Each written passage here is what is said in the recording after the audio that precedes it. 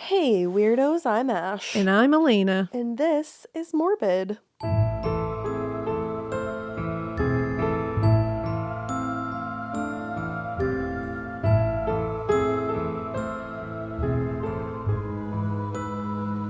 This is Morbid. This is Morbid. This is Morbid. Everybody's like, oh my god! Everybody's like, shut the fuck up.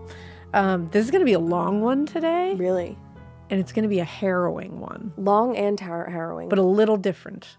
Different. Long, Yeah. harrowing, and different are the themes of today's Morbid. Long, harrowing, and different. And repeating each other. Yeah. It's going to be very, very intense, but it's not like a straight up true crime story. We're going to be covering the sinking of the USS Indianapolis. All right. I don't know if I know this story. It is a story everyone should know. Yeah. Because it's a wild tale of survival, of tragedy, of lots of death. But the survivors here, wild what they Really? endured. Wild.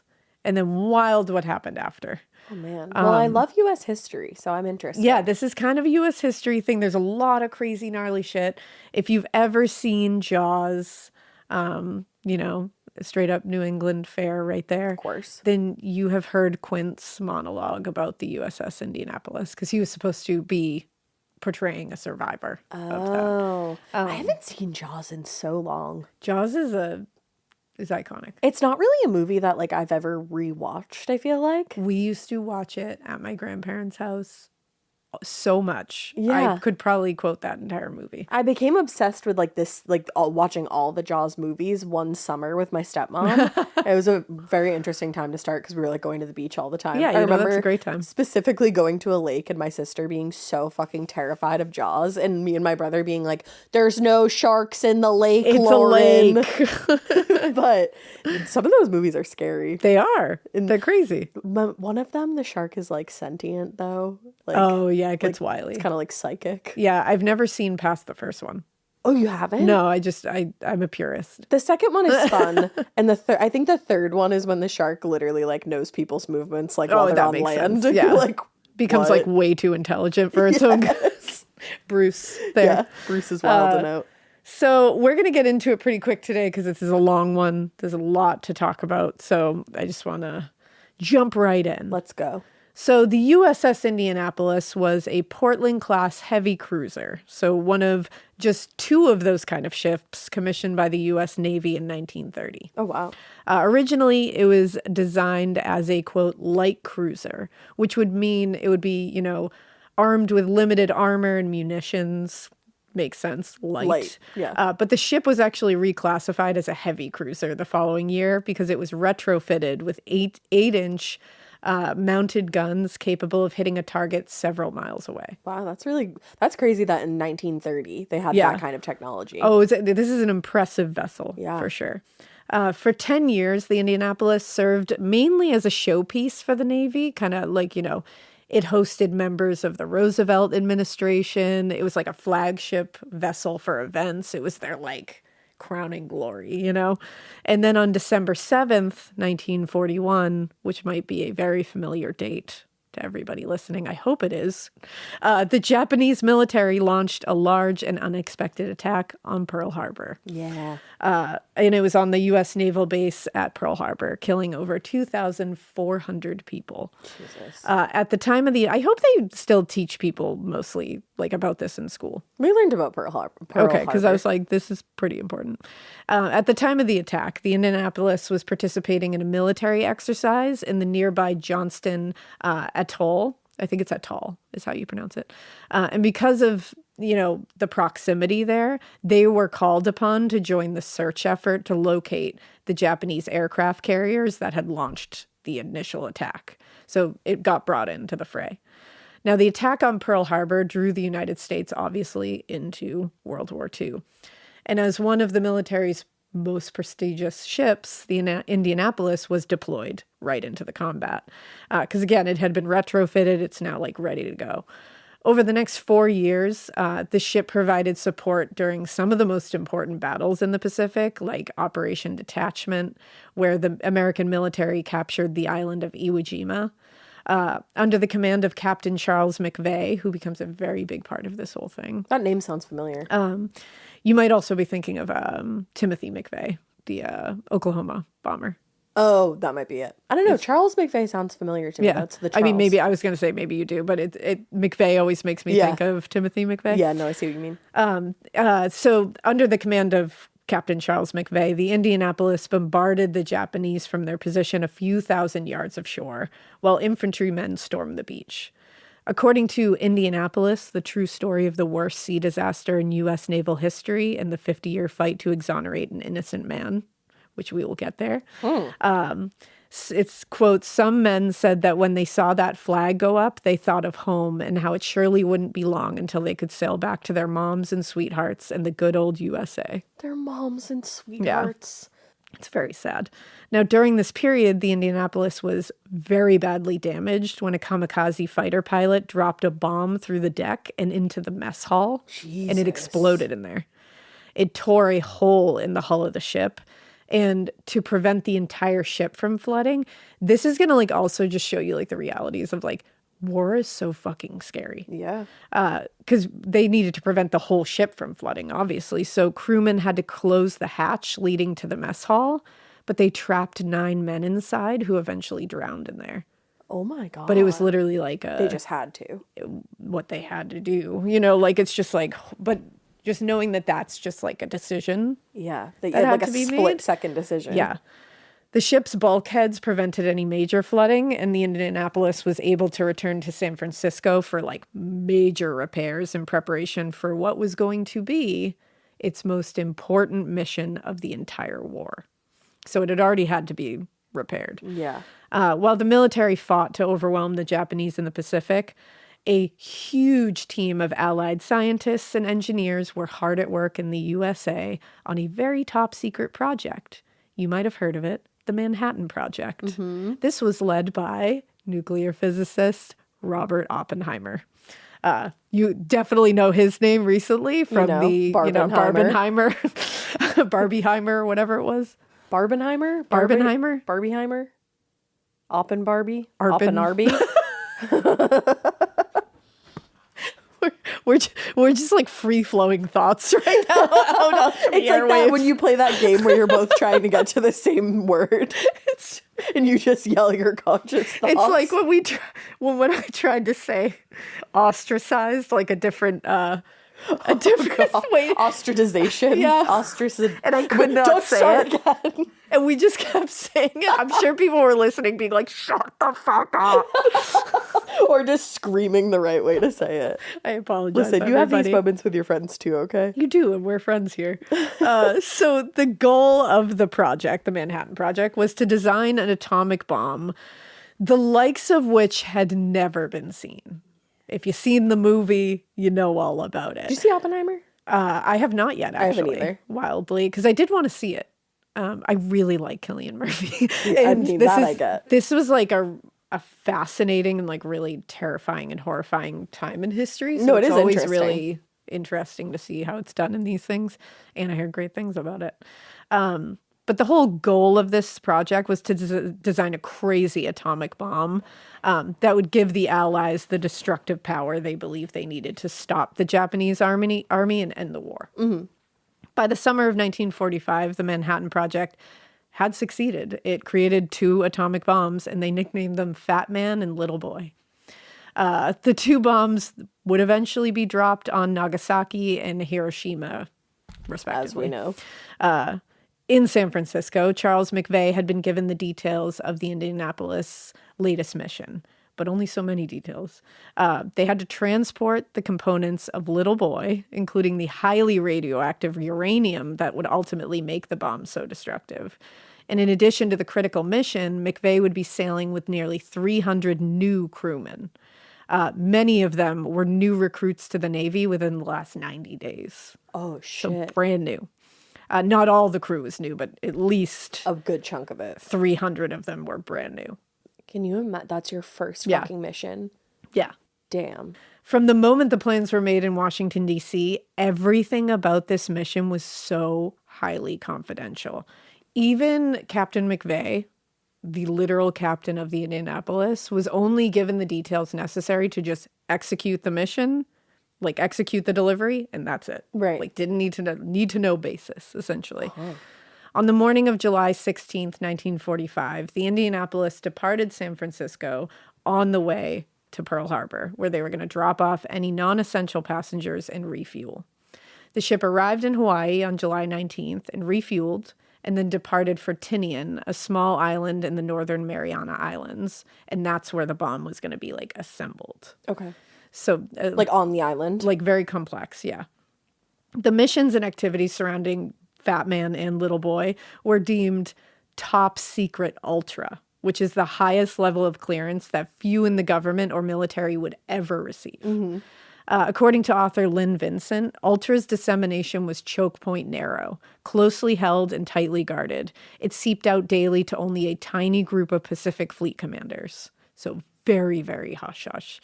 I'm saying this because when the Indianapolis left Pearl Harbor on July 19th, very few people knew the ship was on a mission. Right. They also definitely didn't know where it was going. And this proved to be a problem later. Oh. Yeah, okay. a big problem. Okay. So on July 26th, the Indianapolis arrived in Tinian and delivered the cargo, which would be dropped on Hiroshima. It was dropped on Hiroshima, Japan, a little over a week later, and had a message written on the side that read, "Greetings to the Emperor from the men of the Indianapolis." I remember learning about that in school and just how fucking chilling It's that is. so chilling. It's also just like, It's very chilling. is that necessary? It's just very chill. War gets so cray. wily. Yeah, it's like these I mean, are the that's a kind of very things- very surface level thing to say about war. We understand. No, but it's just like these kind of things when you read like that, like a message saying like greetings, greetings Yeah. to the Emperor from the men of the Indianapolis. It's just like, it's so haunting because it's just like such a casual message written Right. on an atomic bomb, Right. like it's just something about that, just like your Like, we brain just can't connect to it. took out half your population. Yeah, it's like, it's really wild. Yeah. So from Tinian, the Indianapolis traveled to a U.S. base in Guam, where several crewmen, having now finished their tour of duty, were dropped off and replaced by new sailors. Even more. Can't imagine getting onto it at that point. On July 29th, they left Guam, and they were on their way to Leyte, an island near the Philippines, where they were going to receive training. Throughout much of the day, the Indianapolis traveled, steady pace, and they moved in a zigzagging motion to make themselves a difficult target for any enemy fire. And especially any enemy submarines that Right. were concealed beneath the surface. That's so scary. Yeah. Like those are the things that you don't think about during Yeah, war. you don't. Like as somebody not. As like a civilian. Exactly, Like exactly. you don't think about it.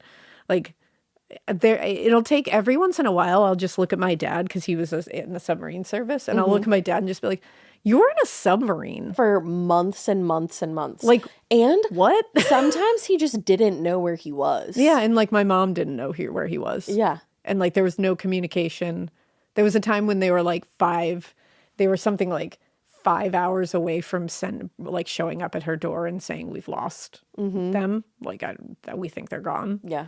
And then they got communication back again. Like Insane. it's just so bonkers. I'm like, Insane. I can't. And again, I'm saying like bonkers and shit. And like, I don't know what else to say. It's just, yeah, it's inconceivable. I don't have a lot of eloquent language to discuss how fucking terrible war is. No, but like, it's just beyond. it really is beyond my wildest conceptions. Yeah. And I think they like need to teach more about it in school. They do, because even I think like we were lucky, like Papa and like your dad Yeah. told us a lot about it, and he took us to the submarine museum. Yeah, which like was- he's very into history. so you learn so much via that. Yeah. But we didn't learn a ton about all of this in school, Yeah, it's important to learn this kind of shit. Yeah, You need to know what definitely. happened so that it can't happen again. and where you come from. Yeah, exactly. Like how you got here. And to like respect what people were dealing with back then too. Well, I think that's something that's very much missing Very from my lacking. generation and the next one. Very lacking. So they were having to move in a zigzag motion. And at the time, the maneuver was strictly a precaution. They weren't technically worried. They were just doing it to make sure. Yeah, it's just like a default. But unbeknownst to McVeigh and the rest of the crew, the Indianapolis was being tracked. It was being tracked by an I-58, which is a Japanese submarine, and it was being captained by Commander Mochitsura Hashimoto. The I-58 sonar, and this really blew my fucking mind how mundane the thing is that was able to be picked up on sonar. Okay. The I-58 sonar picked up on the sound of dishes rattling in the Indianapolis. Stop. From 6 miles away. And this is in the 40s. Yup. 6 miles away. They could hear They dishes sonar rattling? picked up on dishes rattling. And what do you even... There's no How way do that you you even fix that. And it's just so... And you'd never think something- of that. Something about that hit me in the fucking head like a train. Because I was like, that is the most mundane thing I can think of. And how do you fix that? And why would you even think of it? And 6 miles away, they could pick up on dishes rattling? I do wonder if like they put Damn. something like a precaution into place. Like between the dishes to... Well, like, and now that they, like, when they found out that was Yeah. how they got tracked, I wonder if now things are done differently. I wonder. If you're in the Navy Yeah, at if you all, know. write in and let us know, because now I'm so interested. Yeah, because that just... Holy something about shit. that just shook me to my core. I could not... I was like, I can't wait to tell you what the sonar picked up on. I know she literally said Yeah. that. So I'm sitting here, I'm like, what is it going to be? What is it? Dishes rattling. Wow. 6 miles away. And so they had been silent, and this gives me chills. They had been silently stalking the ship for miles, Oh, just trying to get close enough to strike. And they had no so idea. scary. And then, so when you're on a ship that's like on the surface of the water, Mm-hmm. obviously, do they have things where they can track if there's submarines that are watching them from They like a do certain now distance? have like sonar and stuff like that. Like they have more technology now. I don't know exactly what they had back then and again, they're 6 miles away. Right. Like they're 6 miles away. But That's it's a like lot they of can that's a like lot the of Japanese distance. Mm-hmm. were tracking them, but they couldn't track them back. Like, Yeah. that's It's fucking scary. crazy. That's so chilling. You're right. So at 12:04 a.m., so a little past midnight, the I-58 finally caught up to the Indianapolis, and Hashimoto gave the order to fire 6 torpedoes into the hull. 2 of them hit the mark. McVeigh said, I was thrown from my emergency cabin bunk on the bridge by a very violent explosion, followed shortly thereafter by another explosion. He said, I went to the bridge and noticed in my emergency cabin and chart house that there was quite a bit of acrid white smoke. I couldn't see anything. The first torpedo that hit the Indianapolis killed dozens of men immediately and sent a violent shock wave through the entire ship, and smoke started filling the corridors. When he finally made it onto the bridge, Captain McVeigh learned that the officer on deck had tried to contact the engine room to tell them to cut the engines, but the torpedo blast had taken out the communication system and he couldn't get through. So as the 2 men are talking on the bridge, the second torpedo struck the side of the ship, and it was a little further from the bow than the first torpedo. The first hit had knocked the bow of the massive ship leftward and ripped it at one of the seams, which left a large opening in the hull. Yeah. The second had kind of like a little bit of the same effect. It tore a large hole in the side of the ship. Okay. Now, with the bow of the ship effectively sheared off and the engine still running, the wreck of the Indianapolis is still being driven forward through the water, My God. filling the corridors below deck with water. Anyone who didn't manage to escape from the lower decks would either be burned alive or drown in the flood. My God. So it's just awful, screaming, just pain, awful, awful scene. With the entire communication system now out, McVeigh ran back to his room to get clothing on, because this is the middle of the night. Right. And he ran into the damage control officer, Casey Moore. Lieutenant Moore had been down to the bow after the first hit and told McVeigh the ship was, quote, going down rapidly by the head, sinking bow first. Oh, fuck. And he asked whether McVeigh wanted him to give the order to abandon ship. Now, at the time, the ship was only listing about 3 degrees, and thinking back on the last time the Indianapolis was attacked in Okinawa, McVeigh thought they would be, they could still steer the ship safely because they were able to do that before. Yeah. So he told Moore, hold off for a second on giving that order. A few minutes later, though, Commander Joseph Flynn, the second in command, told McVeigh, we are definitely going down and I suggest that we abandon ship. And McVeigh has said he had complete faith in Flynn's judgment and abilities, so he said abandon ship. Holy shit. Now, Captain McVeigh's hesitancy to give the order to abandon ship would later become a matter of great debate. But at the time, McVeigh had yet to fully comprehend the damage that the Indianapolis had sustained. You also have to think this man literally just woke up to a giant fucking explosion. Exactly. That's the thing. It's like there was no way for him to completely assess the damage of the entire ship in that 1 second. Right. So he is listening and trying to lean on his officers to tell him, like one of them tells them, I think we're going to need to abandon ship. And he's like, okay, hold on a second. Let me take a minute. And you can understand why that's not the first thing that you want to do. That's not what you want to do. That's drastic. And then another officer who he has even more faith in is saying, we got to get out of here. So and now he you got said, two people saying it. Yeah, and he said immediately he did it. The I-58 that hit them was outfitted with Japanese Type 95 torpedoes, which were designed to deliver a massive explosive and then had a secondary effect like that they tacked onto it, which would apply a huge amount of pressure when it happened to basically buckle whatever the target was, its internal framing. So it was made to cause severe structural damage. Yeah. When the torpedoes hit the side of the Indianapolis, they not only ripped a hole in the side of the ship, but they really compromised its structural integrity, like right away. It was taking on a shit ton of water. At the same time, the explosion from the blast had ignited the ship's fuel stores, which caused a massive fire that, quote, incinerated or severely burned anyone below deck in the forward part of the ship. Wow. So they just met on fire. Everywhere.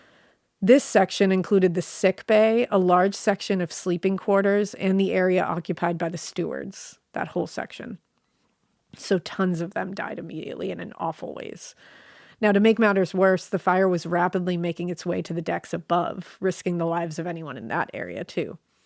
By the time the order to abandon ship had started to make its way around the ship, because they also don't have a communication system right now, it's cut out, McVeigh had managed to send out a distress signal, but with the ship's entire electrical system, again, having just been taken out, he had no way of knowing whether it had even successfully been sent out. Oh, God. But he did it as best as he could. Given that they were on a highly classified mission, the entire crew of the Indianapolis would be abandoning ship, not knowing whether they would be rescued and without knowing how close the Japanese submarine was and whether it was still hunting them. That's the thing that you think of. Like, okay, now they're just abandoning ship and going into like life rafts. Sitting ducks in the middle of the water. That's so scary. And so abandoning ship under those circumstances was only slightly less risky than being on board a burning ship. Yeah. Like, there was really no good option here. Just the lesser of two evils. And by barely. Yeah, like a fraction. McVeigh had just climbed onto the ladder that led to the bridge when the ship suddenly shifted violently about 25 degrees to the right. And the jolt caused many of the crewmen on deck to fall off the side of the deck and into the water below. Oh my God. A few seconds later, when he reached the bridge, McVeigh said the ship shifted again, this time about in a 45-degree angle. And that sent more crewmen flying into the water. And these guys don't have life jackets on. Right. No, they're not. Like, they're trying to grab life jackets, but many of them are just being shot into the water. When McVeigh finally reached the communication deck, the ship appeared to have settled at a 60-degree angle. And what he recalled, he said, there were some youngsters there that were jumping over the side. And I got to the lifeline on the communications deck and yelled at those boys to not jump over the side unless they had life jackets. Oh. So he's trying to save these kids. Yeah. Now, at the time, McVeigh was trying to unsecure the lifeboats and make sure as many crewmen had life preservers on before jumping. But a few seconds later, the Indianapolis shifted hard to the right yet again, leaving the ship at a 90-degree angle. McVeigh was making his way to the end point of the deck at this point, and the bow of the ship snapped off and dropped into the water. Oh, fuck. Now, the impact of such a large section of the ship hitting the ocean caused a wave that swept up onto the ship and sent McVeigh and many others tumbling from the ship into the water now. Like, they got swept off in a wave. Also, think about the fact that this was so many people's first mission. Literally. Like, and these are 18 and 19-year-olds. Who just enlisted or this were is like drafted. A bunch of, like, teenagers. My God. Yeah. And McVeigh, as soon as he went off the side, McVeigh said, I immediately thought, well, this is the end of me. And I turned around and immediately swam away from the Indianapolis. Now, McVeigh and several others had only been swimming for a few seconds when they felt a rush of heat against their backs and then a swell of hot, oily water. When they turned to see what happened, they saw that the remains of the USS Indianapolis got sucked down into the black water. Oh, God, I can't even imagine that in my fucking head. Never It mind churns seeing my it stomach. in front of you. It churns my stomach. Like the water literally just swallows in the the boat ship. that you were just on. And I should not say the boat, the fucking ship. Like, dude. and if you look up a picture of the USS Indianapolis, it'll just give you even more of like huge, right? Oh my God. And watching that thing just get sucked down into the depths must have been. Oh, I just got chills. Yeah. Like, it is huge. Wow. And they watched this thing just go right under the ocean. My God. This is a massive ship. Massive. Now, the explosions on the Indianapolis had dumped countless gallons of oil and debris into the water. And when the ship sank, it churned up the waters. So that makes it even worse. And it was well after midnight. So pitch black. Like pitch black. Oh. So McVeigh couldn't see anything, but all he could hear around him was screaming. And some of them were, some people were just screaming because of what just happened. And then some of them were screaming because they were horrifically injured. Oh. Out of the darkness, he ended up seeing a large vegetable crate float by. So he climbed on top of it to get out of the water. Smart. And he said a few minutes later, 2 of the life rafts, likely released from the ship as it went down, floated by. So he grabbed both of those.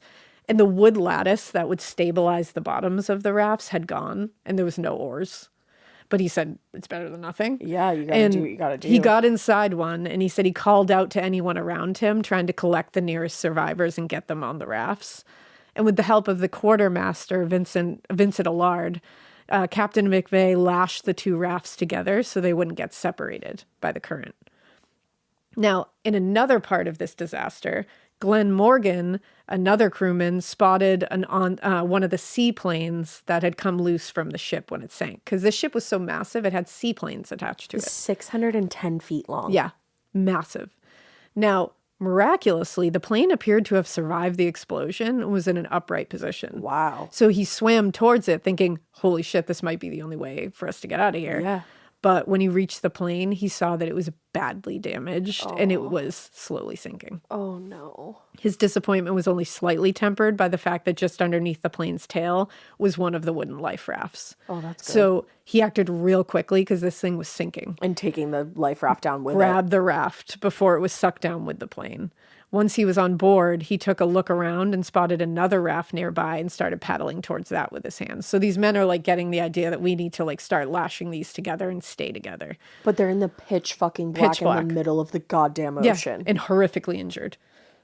At that point, Morgan couldn't see any other survivors. He could just hear people screaming. Mm-hmm. So he started lashing the 2 rafts together, just hoping he could get more people on them.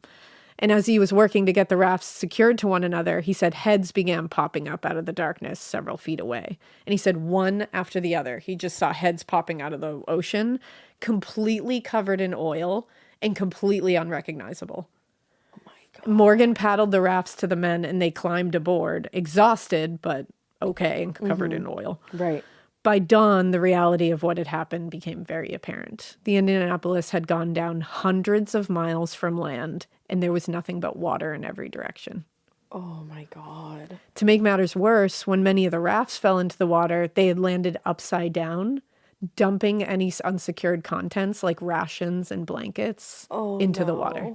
Oh no. So the men on McVeigh's rafts managed to flip a lot of the boats and found that some of them still contained oars and a canvas bag containing 1 flare gun and 12 cartridges. But that's nothing. No.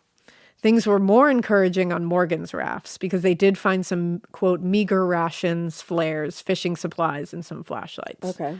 The flashlights and flares could have been valuable in finding, other crewmen and signaling passing ships and planes, but they also were risky.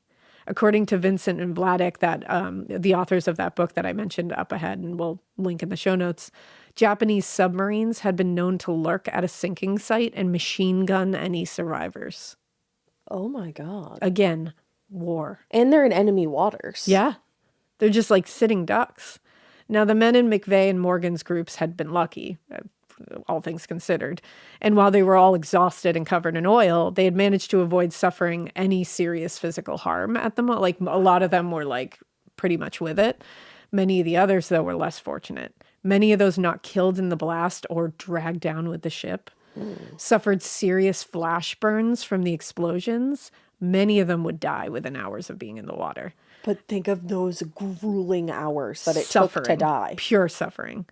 And those who did manage to find other survivors, a lot of them found, now this wasn't always the case, but there was patches of this. Some of them would find that the camaraderie that they had on the ship did not extend to the crisis in the sea. After the ship went down, Harpo Salea found himself stranded without a raft or a life jacket. And he was so happy to spot some other survivors. But when he got to the raft and tried to pull himself on board, they pushed him off the raft and pushed the raft away. What the fuck? If there's room, why not? What the fuck, dude? And the same thing happened when he spotted a second raft. It's happened to him twice. Yeah. So he grabbed onto a rope trailing behind the raft and clung to it so he wouldn't get separated from everyone. What about no man left behind? Isn't that like a fucking pledge? What the fuck? And again, these were small pockets of behavior. Yeah, it wasn't everywhere. For the most part, these men were working together and trying to help each other. But damn. But you're always going to get some dicks in the bunch. Now, the instances, again, of selfishness and cruelty, very disheartening, but again, uncommon. For the most part, whenever any of the rafts would spot a survivor floating in the water, they would do their best to get to them and drag them on board. Once they were in full daylight, the men on the rafts started paddling around their immediate area looking for any supplies. Anything that was heavy and not lashed to the boats had sunk with the rest of the ship. But they did manage to find some cans of Spam and other tinned foods, along with some medical supplies, most of which were waterlogged and kind of useless. Right. The one thing they didn't find, which they would desperately need, was fresh water. At one point early that morning, McVeigh found a 3-gallon jug of water, but he said immediately he found out it had been tainted. He said it apparently had been cracked because I tasted the water and it was unpalatable. It was salty. Oh, no. Now, of the 880 men who survived the attack, around 400 would eventually find their way to one another and merge into one larger group. Wow. Yeah, That's 400. incredible. The most injured were pulled onto the handful of life rafts, but most were floating in the water beside the rafts, some with life jackets, but many without. Just treading water. And just holding onto a raft. Getting the group together in this way, 400 men, took nearly all their first day in the water and expended almost all of their energy. They were exhausted. They only had 1 or 2 paddles on board, and it took hours to travel just a few hundred yards. Wow. The task was made even more arduous by the tide, because it was always working against them. They were just going against the tide at all times.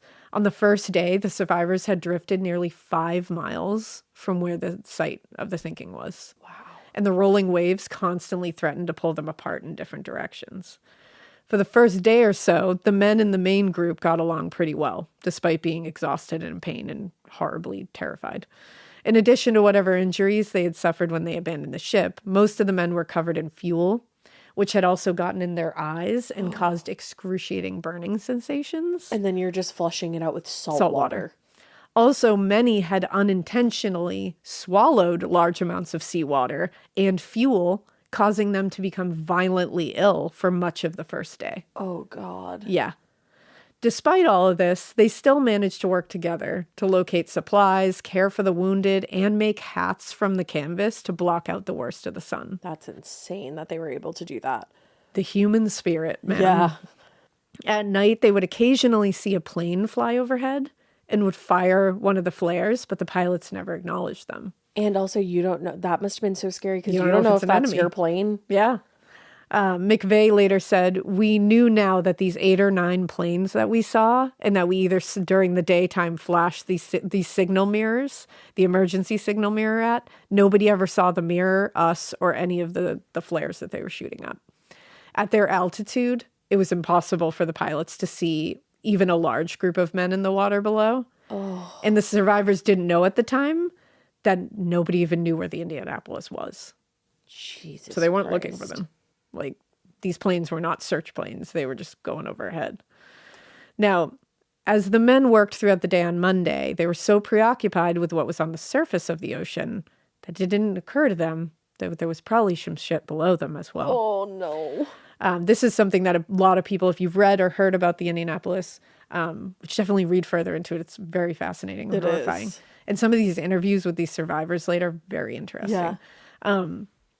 This is something that a lot of people know about is the sharks. Yeah.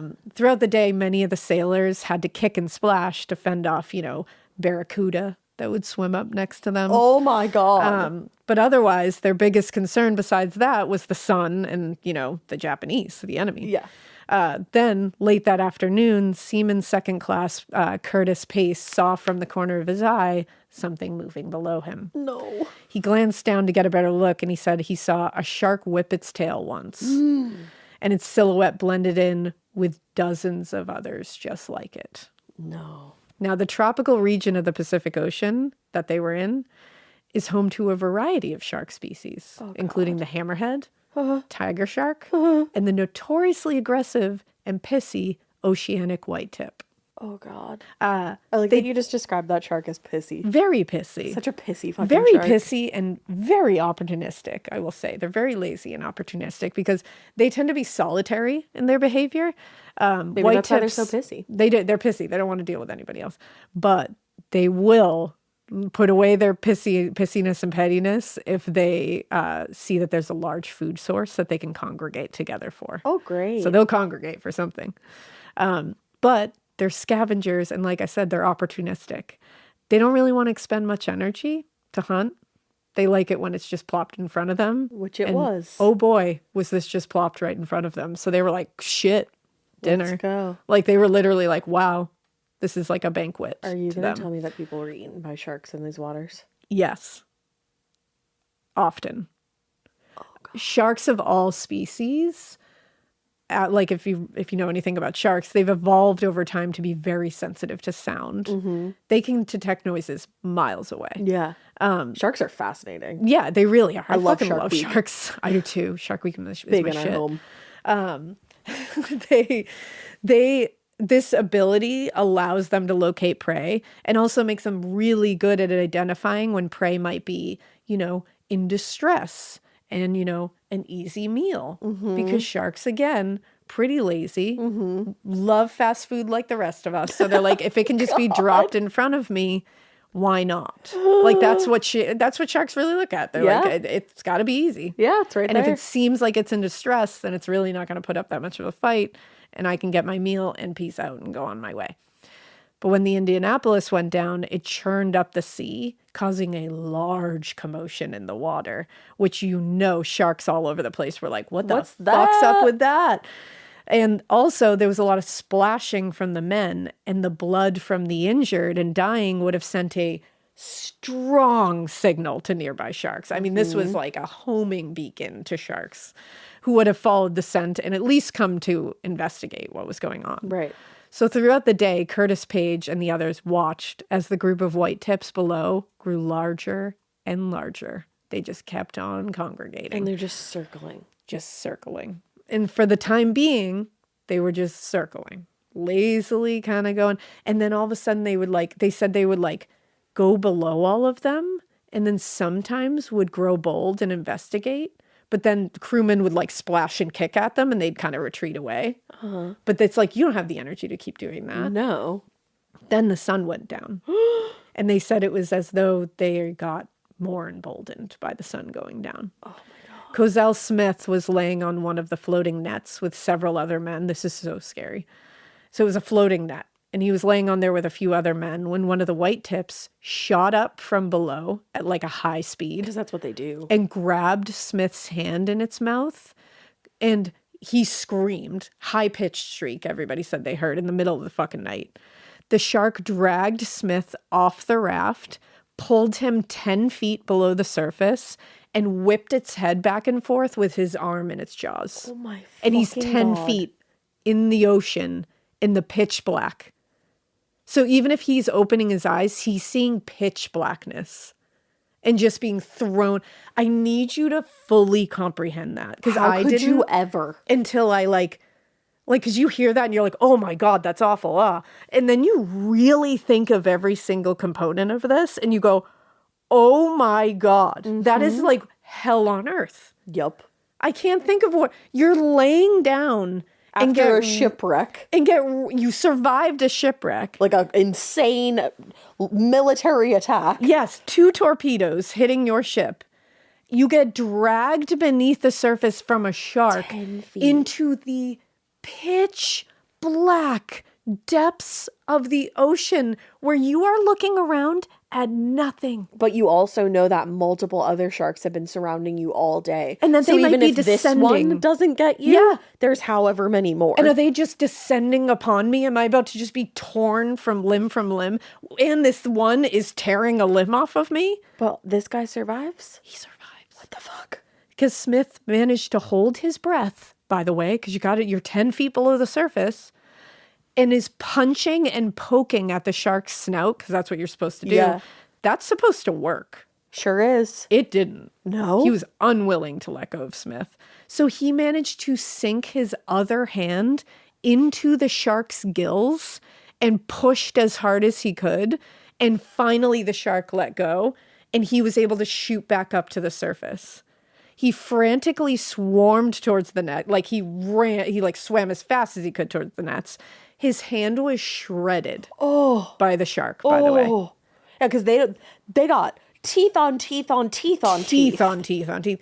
It gets worse. No. Because when he gets to he gets up, survives this, gets to the raft. It gets him again. And his crewmates shouted at him to get away from the boat. Oh, fuck Because them. the shark was going to come back and pull more of them down because he's now bleeding everywhere. Fuck them. What the fuck?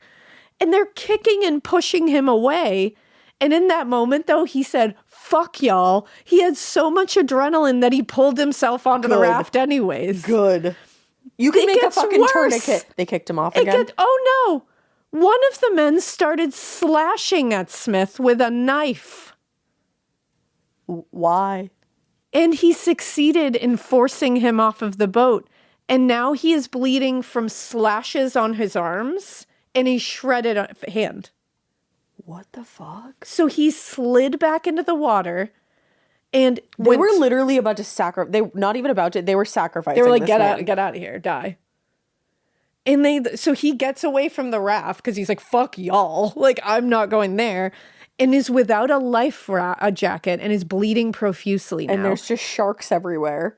By then, the sharks had started attacking other groups of crewmen because once they saw this happen, the sharks were like, let's go. And they just started going crazy, darting up from below now and just grabbing injured people, grabbing dead bodies. Like they're just jumping up and grabbing people down. The PTSD that these survivors must have had. Unfathomable. How do you even treat that level of PTSD? Like, truly. The trauma. Yeah. Just seeing multiple of your like your crew members and friends be and multiple sharks shooting up through the surface. Well, and to show you how horrifying this ordeal was, like there's terrorized screams just echoing in the night in the middle of the ocean. Men just screaming, crying, begging for mercy. Oh, that's heartbreaking. And so this other crew member, seaman James King, he was like a young man. He was wounded by the blast already. And he was so terrorized by this whole thing that he removed his life jacket and tried to swim down into the water and just die. Oh. But he was quickly retrieved by his friend. And this is what shows you like the very ends of humanity here. Yeah.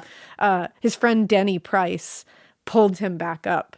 And he said he did it several times and Denny kept pulling him back up. Oh my God. And when he was asked why he kept rescuing him during his multiple attempts to end his life, Price later said, it's just the right thing to do. That's a G right there. That's a human. That's a fucking friend. Because he was like, we're going to get out of this. Like, I know you're terrorized right now, but we're going to get out of this. You got to keep a circle around you that you know after a sinking, you go down with a sinking ship, you survive that, there's sharks attacking you everywhere and you are at your wits motherfucking end. You better surround yourself with friends that will rescue you every goddamn time. Every time you give up. And you should never doubt that your friends will do that for you. Yeah. And if you doubt that, get new friends. Drop them. Yeah, get new friends. Now, until the sharks began attacking, the survivors had been keeping, the dead men that they had that were growing in numbers each day. Oh God, but then they kept them secured to a raft, and the hope was that they could return their bodies to their loved ones once they were rescued. So they were really trying to, like, have some honor here for them. When the attack started, though, those in positions of authority, like Ensign Harlan Twibble, started cutting away the bodies and allowing them to sink because they were like, they're just going to keep attacking us. Like, we can't. Well, like you were just saying, the sharks can literally smell. And they were like, we're just kind of drawing them to us right now. So, and most of them were grabbed by the sharks before they could sink very far. Twibble said everybody was scared to death. These were all 18 and 19-year-old kids. There wasn't any fighting, any turmoil, but everyone was scared. And then you're just watching sharks eat your sinking friends. Yeah. For an extended period of time, the survivors were more or less helpless and could do nothing more than listen to the screams and cries of their brothers, essentially, one by one as they were dragged off by white tips. Like, how do you even disassociate from that? Like that, like right next to you, you're the guy who you have been serving with and who you survived with gets dragged off screaming and you can't help them. That's so fucked. And then you just watch as they get mauled by a shark. Like, that's the kind of thing that these are the kinds of things, like, we didn't talk about this in school. They need to make it clear. These are the kinds of things they need to tell you about. Yeah. Now, by Tuesday morning, most of the groups had set up shark watches and worked in shifts to keep an eye out for anything on or just below the surface. Once the large group of white tips had picked off many of the dead and dying, and faced the resistance from the injured and, any of the able-bodied that could fight back, the attacks did begin to slow in frequency, but they remained a terrifying reality through the entire ordeal until the very end. Mm-hmm. Like, it never let up. No, of course not.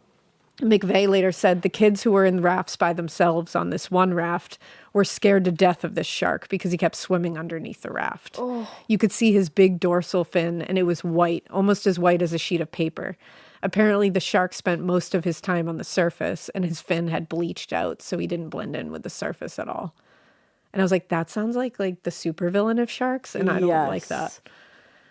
Now, in the decades that followed, the tragedy of the Indianapolis would become synonymous with shark attacks. That's something that a lot of people know about it. And one of the things that really made it synonymous with it was a large soliloquy given by the character Quint in Steven Spielberg's 1975 film, Jaws.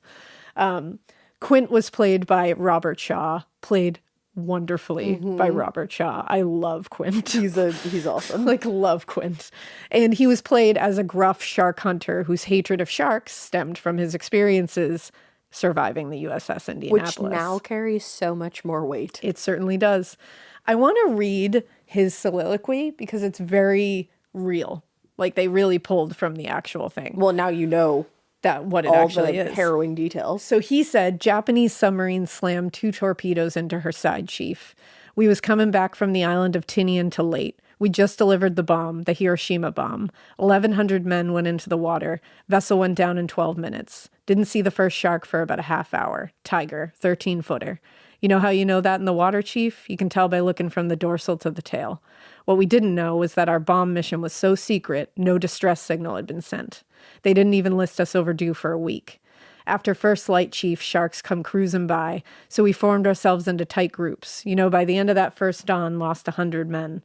I don't know how many sharks there were, maybe 1,000. I don't know how many men. They averaged 6 an hour. Thursday morning, Chief, I bumped into a friend of mine, Herbie Robinson from Cleveland, baseball player, bosun's mate.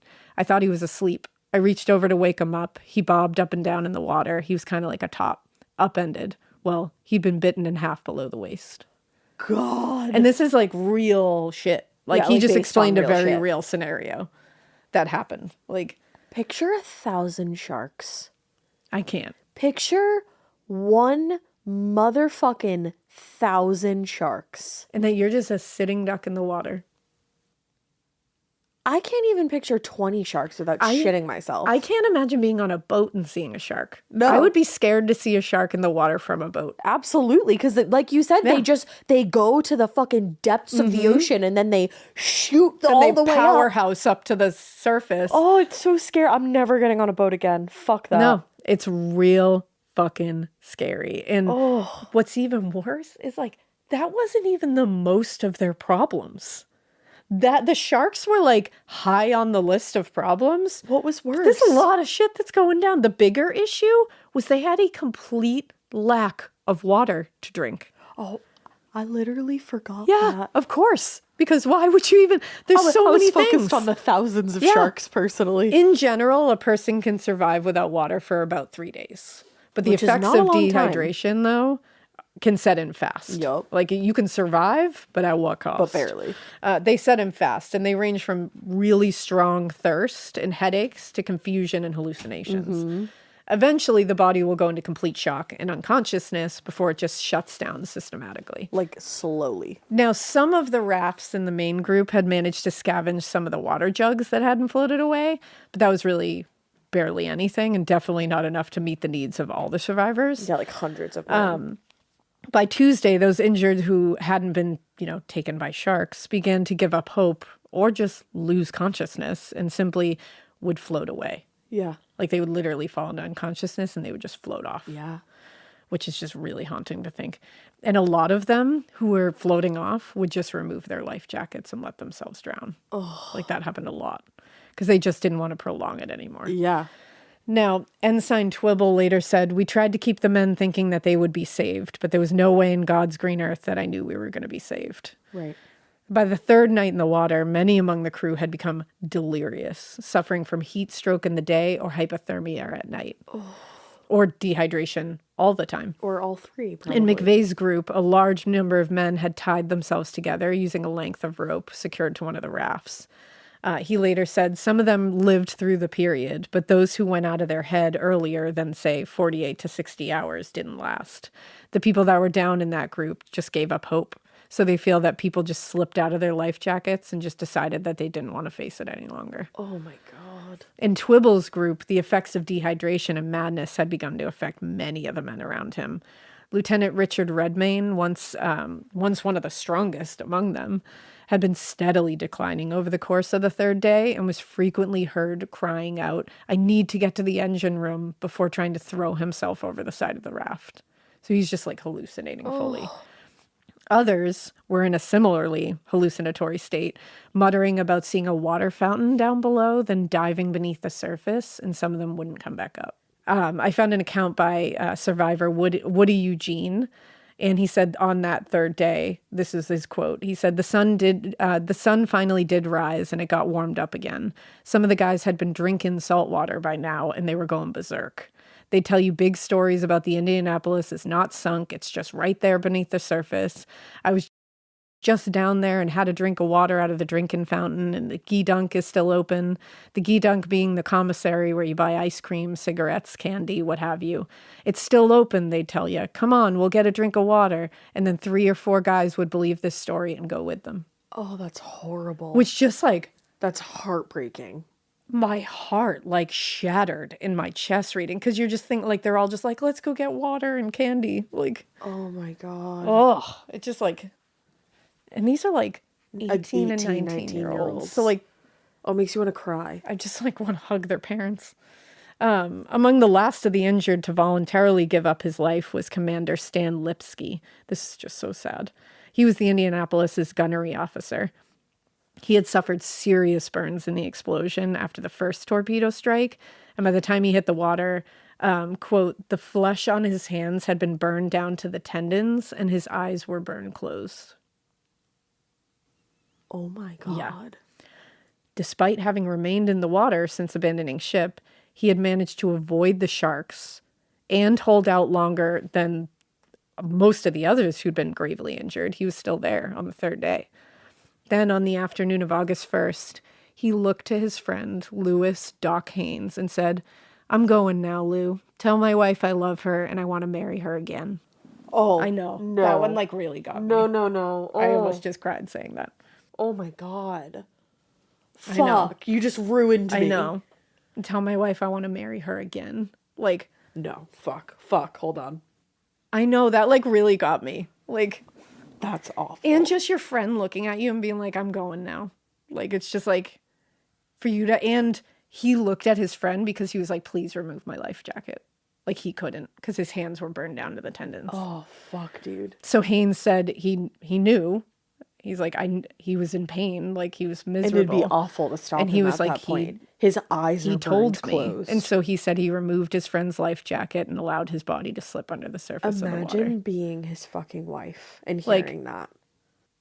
And like, thank goodness Haynes was later able to relay that message that like, tell my wife I love her and I want to marry her again. Stop saying that. I know. Every time I say it, I get a lump in my throat. I know. Fuck. That literally brought tears to my eyes. Now, throughout their 4-day ordeal on the open ocean, the survivors had seen several planes fly overhead, like I mentioned, and they made strong efforts to get the attention of the pilots, but obviously to no avail. In fact, by the last day, any fears of being captured by the Japanese had left most of their minds, to be honest. Yeah, it's and like all the that least mattered of their worries. Yeah, and all that mattered at this point was getting the fuck out of the water. Right.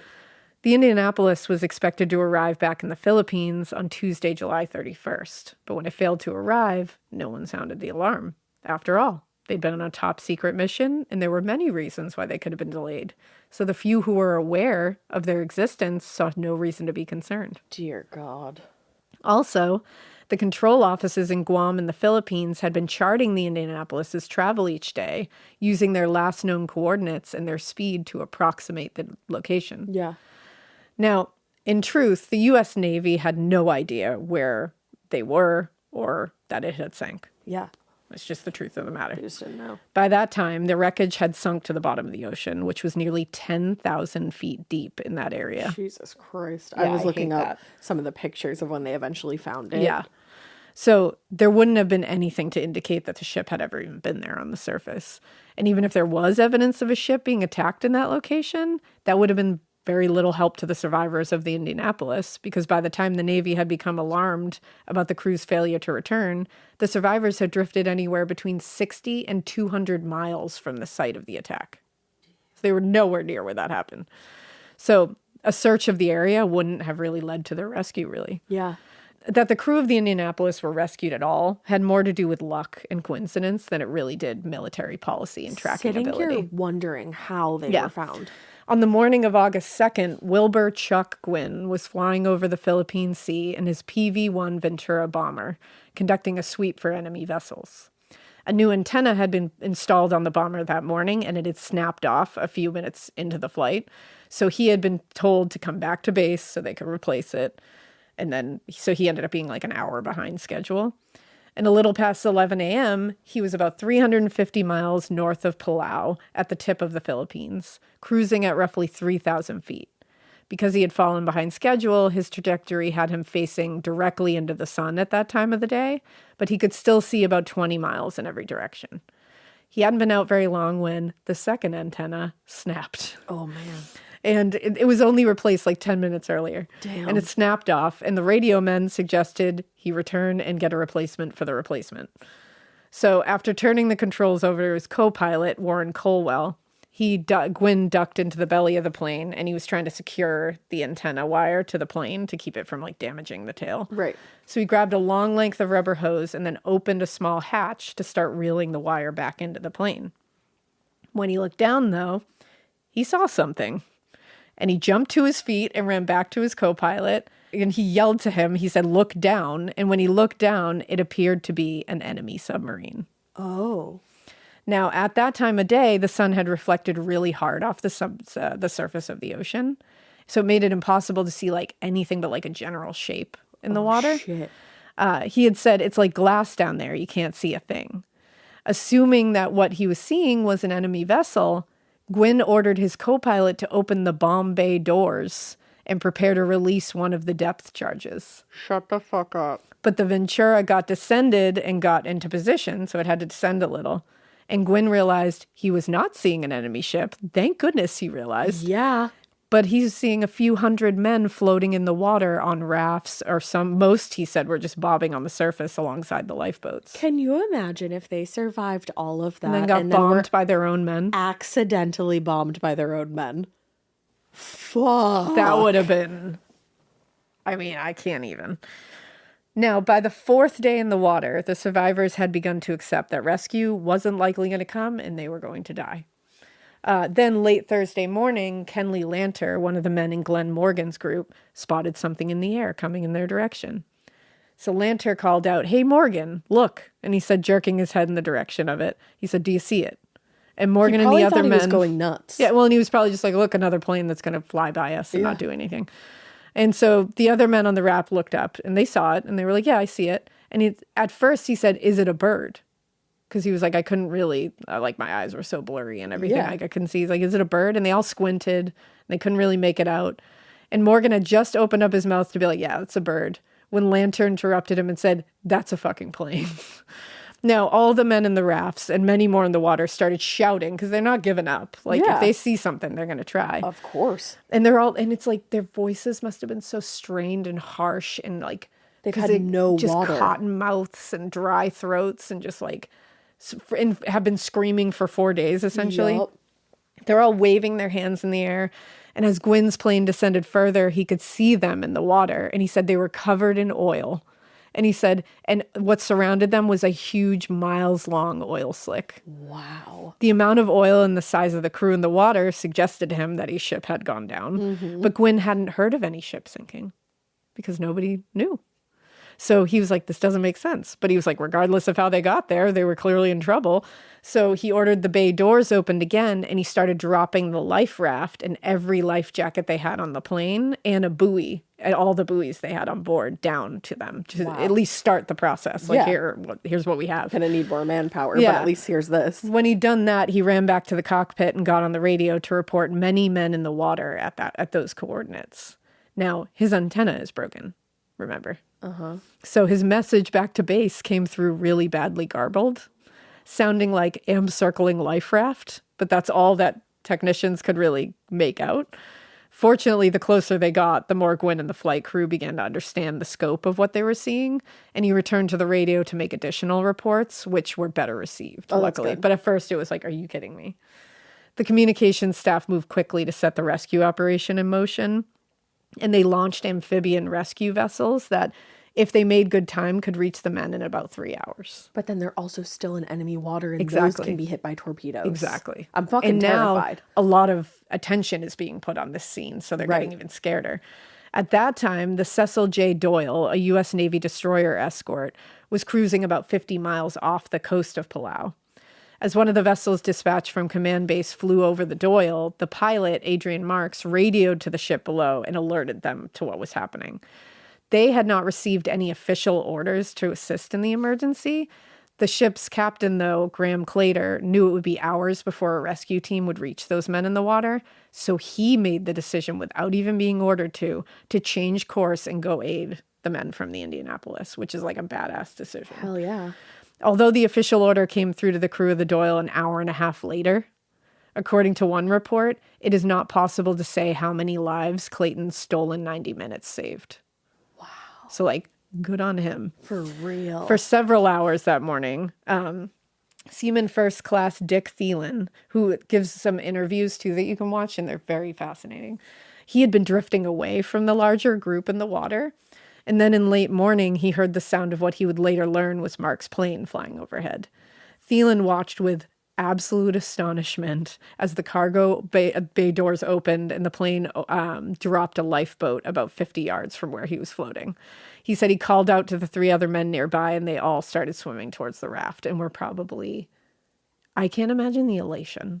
And just probably sitting there questioning if this is real. Yeah, like, are we being tricked? Yeah. Like, what's happening? Are we hallucinating? Well, that's the thing. They probably thought they were. By the time Thielen made it to the raft, 2 of the other men had already climbed in, but there was still no sign of his friend, Robert Terry. Thielen looked back and spotted Robert Terry a few yards behind him, and he said he had stopped swimming and was clutching his chest. And he said his face was twisted in like a grimace. Oh, no. And Thielen thought Terry might be having a heart attack. And then all of a sudden, he just disappeared completely under the water. Did a fucking shark get him? And he said a few seconds later, he appeared again above the water, and he was now swimming towards the raft. And Thielen called out to him, encouraging him, being like, you're going to make it, come on. And even got into the water to help him. And he had just lowered himself into the water when he turned to see a large white tip bolt out of the water and grab Robert Terry, dragging him under the water. And he was gone. He was that close to rescue. He was that close to rescue. That motherfucking shark. That shark is a fucking hate asshole. that shark. I hate I that love shark. sharks. I do too. That shark's a fucking asshole. That particular shark, I hate. Because that was a bitch move. That was like That's that. To bitch be, are you kidding? You've had a feast for days, you piece of shit. And he was that. And he was so close. And for his friend to watch his friend and be encouraging him, being like, come on, like we're almost there, and getting into the water to help him, and then watch him be dragged under by a shark. Oh my God. And you can't even properly celebrate that you're being rescued because you just watched your friend get eaten. And it's like, fuck. How do you ever get over that? And Thielen said, like, he said that he was in complete shock, and he just sat in the water for a second in complete shock. I bet. Like, couldn't overcome it. And he's like, and obviously I had to, and I managed to get myself back on the raft. Yeah, before another shark. He's like, I can't let myself get dragged under. Now, Mark's plane was just the first of many to arrive at the scene. For the rest of the afternoon, a steady stream of planes flew overhead, dropping rafts, life jackets, other supplies, just making sure they could survive in the time before they could get them out. Knowing the rescue ships were still a ways off and that time was of the essence, Marks made a decision that would likely save a ton of people's lives. He decided, to land a seaplane of that size on the open ocean and in such a small window, to be like accessible to stranded survivors was very, very risky. It's just not something you can do. But Marks decided that he was going to do it, that he was going to try it. So he descended to the lowest point he could and put the plane into a power stall, which is an aviation phenomenon that causes the plane to lose lift. And he brought the plane down on the surface of the ocean with 3 hard bounces. And he said to his astonishment, the plane suffered only minor damage. And once he got the bay's doors open, Marks and the other crew members began loading in the most vulnerable men from the Indianapolis. Wow. So he put himself at risk to make sure he could get at least the most vulnerable on. Damn. This is what I mean when you see you really see the opposite ends of the spectrum of humans being humans here. People shoving people off of life rafts, but then risking their own lives for each other. Wow. Now, the Doyle was the first ship to reach the survivors a little after 9:30 p.m. Given the size of the destroyer and the extent to which the men were scattered across the water, Claytor and the crew of the Doyle had to be extremely careful to not churn up the water and set them adrift. Yeah. Or run them down because he couldn't, it was night. Yeah. But that wasn't the only problem. Claytor had also received warnings of Japanese submarines patrolling the area. I had a feeling. Putting the pressure on them to get the men of the Indianapolis out of the fucking water as quickly as possible. Other ships arrived a short time later, and working with only the light from the Doyle because they didn't want to draw attention, they worked diligently to pull every survivor out of the water. Wow. Corporal Edgar Harrell said, most everyone was pretty much in my condition. You couldn't stand up, even difficult to sit up. You were exhausted, probably lost 20 to 25 pounds. In 4 days. Yeah. Captain McVeigh's group never saw the planes fly overhead, but that evening, the USS Ringness, a high-speed transport boat, spotted the group on their radar and slowly made their way over to them.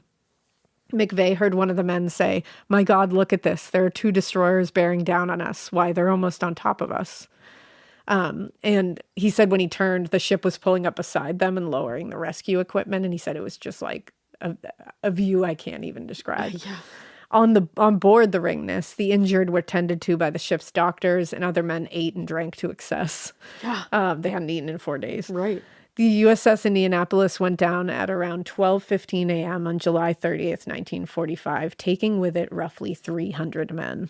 Oh. The remaining 890 crewmen spent 4 days and 5 nights in the water.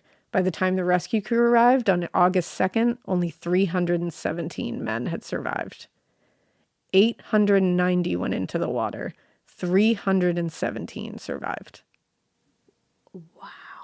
In total, the rescue operation took nearly 24 hours. Years later, during an interview, Harlan Twibble said, "Saw some great heroism, and I saw some great fright, and I saw some things I wouldn't ever want to talk about." And I can't imagine. Now, on August 6, 1945, the U.S. dropped the atomic bomb on Hiroshima, Japan, which was followed by the bombing of Nagasaki 3 days later.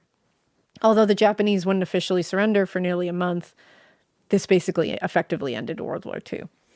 In all the enthusiasm over the end of the war, few people really gave a lot of thought about the missing men on the USS Indianapolis.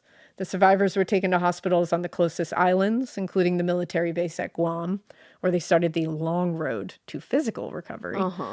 Meanwhile, the U.S. Navy went into damage control mode, developing a strategy to deal with what was obviously a very botched mission. Yeah, big old misstep. Yeah, among other things, those in positions of authority had denied McVeigh the military escort he'd requested when they set out from Hawaii, ignored the distress signals received by the Indianapolis at the time it began sinking, and failed to recognize the reports from late when the ship didn't arrive as expected. So they did send out successful distress signals?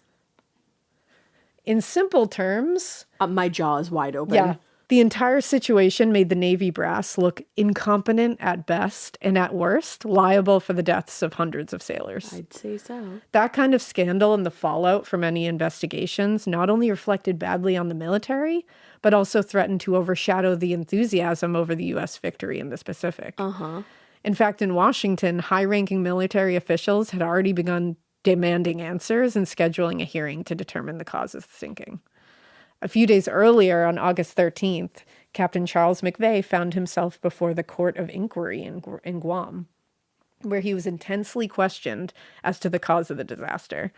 During the hearing, a lot of the surviving crew members, who were well enough to appear, testified as to their experience during and after the whole thing. When the hearing concluded, a few of the communications officers were lightly punished for failing to recognize the Indianapolis's absence when it didn't return. So, like, they really just got, like, a... slap on the wrist. Like, they didn't return on time and you didn't say anything? Like, bad job. You. But it was McVeigh who the court really went after. Sorry, what? Oh, his story is horrifically sad. But they do get justice for him later. I'll give you that. Why did they go after him? In their letter to the Judge Advocate General, which is the JAG, military officials wrote, "Full justification for ordering the trial springs from the fact that this case is of vital interest not only to the families of those who lost their lives, but also to the public at large." But when it came time to making their case, officials in Washington failed to mention the myriad ways in which they contributed to the tragedy themselves, choosing instead to lay blame completely at the feet of Captain McVeigh. I don't understand how. In their summary report, the JAG wrote, "The court is of the opinion that a contributory responsibility for loss Indianapolis rests upon Captain Charles B. McVeigh III, U.S. Navy, for failure to order zigzag courses to be steered, and that a contributory responsibility rests upon Captain Charles B. McVeigh III, U.S. Navy, for delay in connection with reporting the loss of that ship due to failure to send out a distress message." But both of those things are incorrect.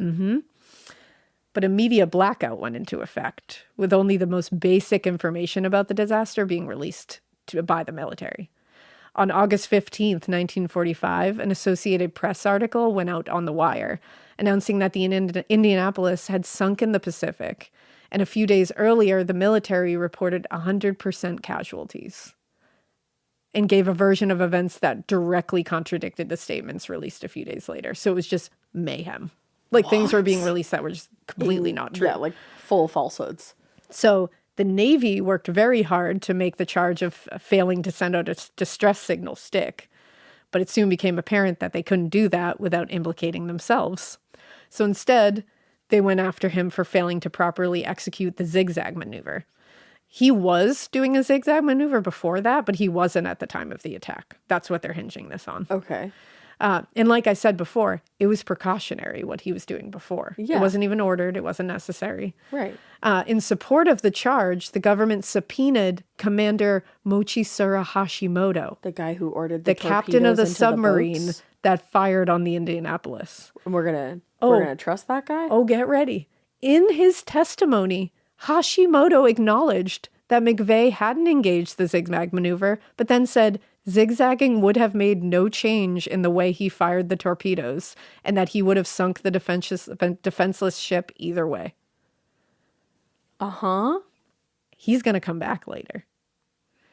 Now, given the heavy censorship and the media blackout, the military was able to effectively control the narrative. That's not good. They pinned the institutional failures on McVeigh. That's to have that man his crew the way he did and his crew comes survive out all for of him. that. Good. His crew comes out for him. Good. In November 1958, McVeigh was found guilty of negligence. Shocking everyone familiar with the They situation. just scapegoated him completely. Yeah. Reporter Paul McGee, excuse me, wrote, "The verdict came as a complete surprise. The evidence in the case was believed by most to have indicated that instead of McVeigh's being negligent, his ship was an efficiently run vessel." Yeah. And it was. The decision to court-martial Charles McVeigh pissed off the survivors of the Indianapolis. I bet. Who generally all believed him to be a very strong leader and at no fault whatsoever for what happened. Twibble recalled, "Once the captain was court-martialed, my first thought was, how can we get these guys for doing this?" Good. And they all the men started writing letters to Congress and speaking out publicly on McVeigh's behalf, eventually finding an ally in New Hampshire Senator Robert Smith, who called the court-martial morally unsustainable. Unfortunately, Smith's attempts to overturn the verdict were unsuccessful and the decision stood. It literally forever marred McVeigh's military record. And in the wake of the decision, McVeigh began receiving an endless stream of angry letters from the public and civilians who blamed him for the tragedy now. And author Doug Stanton wrote, he read every letter he received and took them all personally. Oh.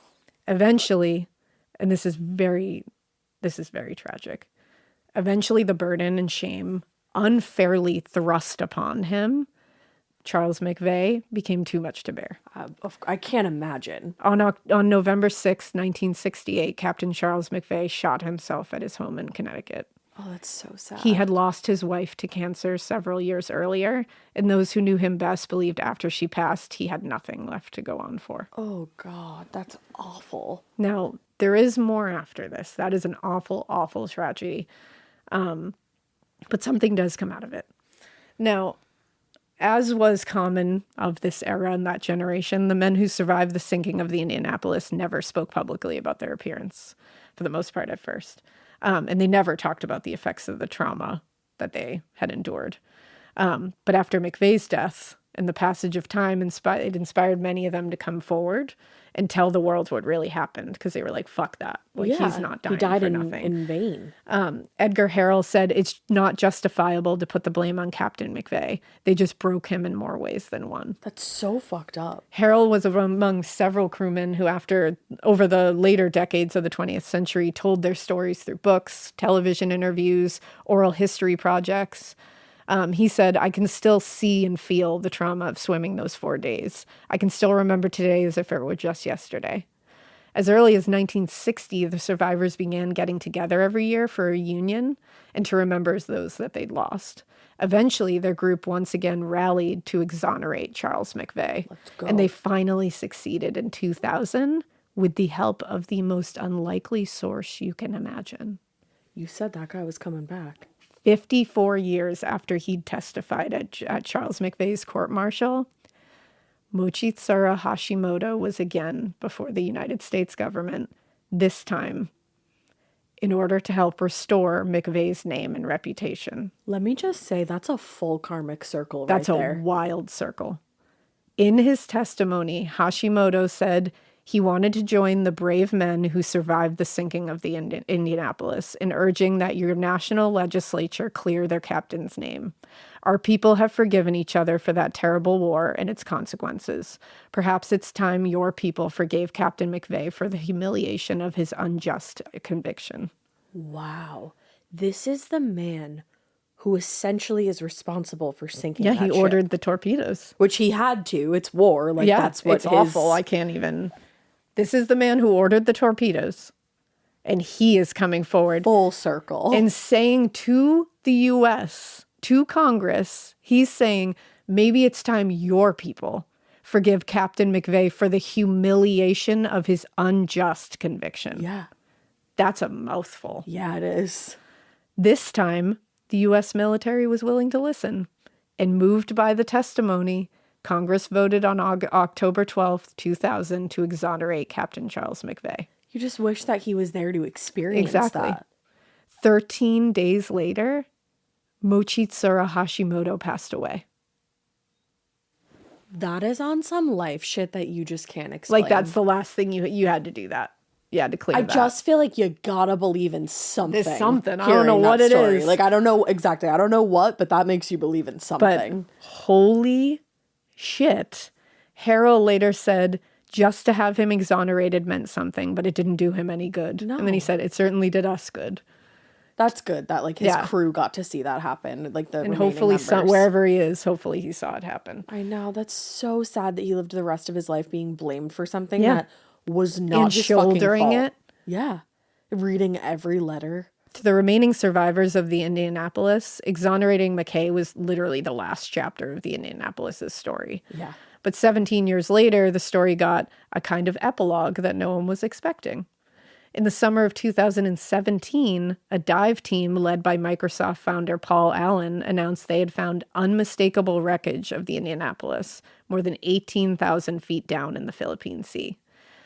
He said in a statement, while our search for the rest of the wreckage will continue, I hope everyone connected to this historic ship will feel some measure of closure at this discovery so long in coming.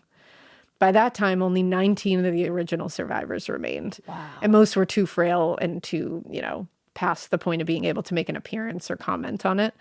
But instead, Captain William Toady, a spokesperson for the survivors, released a statement on their behalf.